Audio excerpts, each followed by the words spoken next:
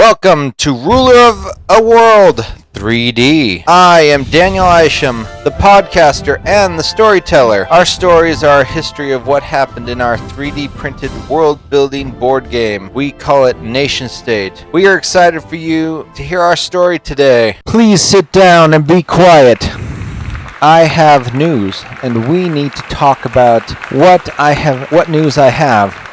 First, we need to discuss what has been going on to get us to have this meeting. It has been around 2 years since a cargo craft has entered our star system from the corporation. It has been more than a standard year and a half since we received communication from the corporation. It has been a year since we've received any communication from anybody in the colonies in this star system. Around half a standard year ago, we contacted some alternate sources of information. We asked about the corporation. We have kept the answer secret since then. We have gotten it. What we learned is the Isham Corporation went bankrupt. They decided it would be too costly to inform us, that they were on the verge of collapse and wanted to make as much profit from us as possible. Profit is a good thing. Praise Absalom. But even our Lord Absalom believes in good faith dealings. In fact, he is known for cursing those that break faith. This also means the company won't pay us,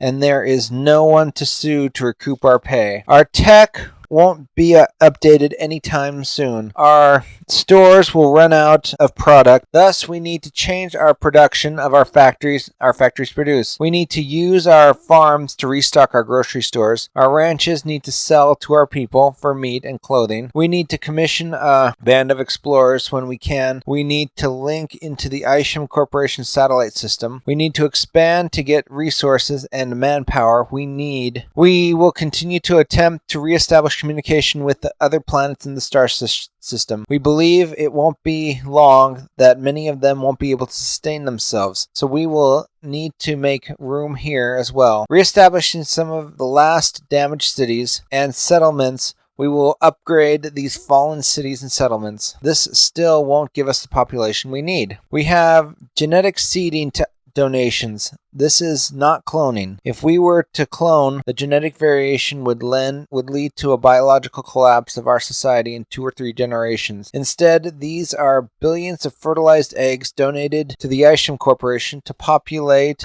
colonies without enough population. This also involves accelerated growth and VR compressed time. These measures will be required for both the survival, our proper, and even deliver on the promise of our corporation's promises. Well, we're delivering on the corporation's promises. We also see that we can go beyond this. Now, I know your main reason for coming to this meeting wasn't for me to tell you how we are going to take care of our basic survival needs. Most of you have been spreading rumors that we can just go back to the worlds we came from. Once we get the Stargate up, I will squash that now. We have been in contact with representatives of our previous nations. We are no longer welcome to return as citizens or subjects. They are willing to trade with us, but we are outside the borders and none of them want the cost of our colonies. I as the leader of the colony, after having debated with my department heads the different types of governments, we looked at republics, and we don't have the manpower. We looked at democracies, and that type of neither works nor creates a stable government. We talked to our highest level priest we have among us, and he believes that a theocracy will quickly collapse. Since our faith isn't set up to rule a people as a sovereign, we looked at kingship. There are 2 problems with it. The biggest one is succession. As a child of a king, or even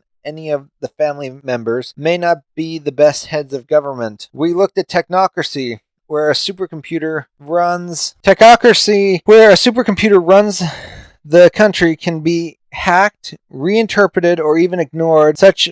Such a machine, nor is it given the political strength to do what is necessary. Dictators, well, let's talk about them.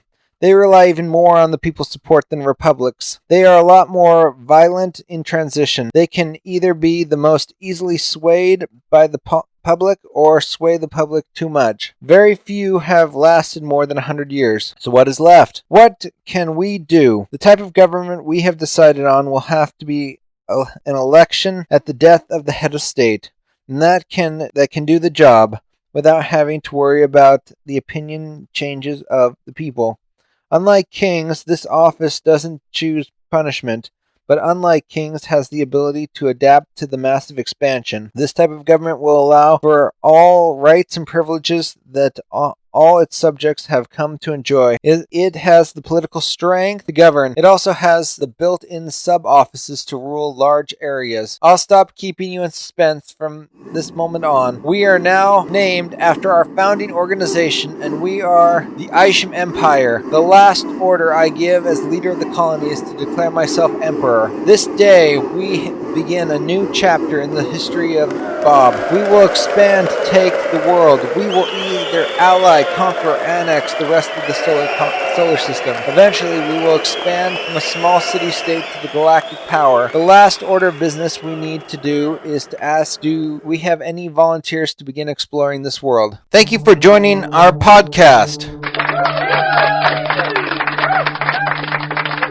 If you'd like to join our game, make rules for the game, we hope you create a nation and join our struggle. You can get in on this through our Patreon, which is linked to the podcast description.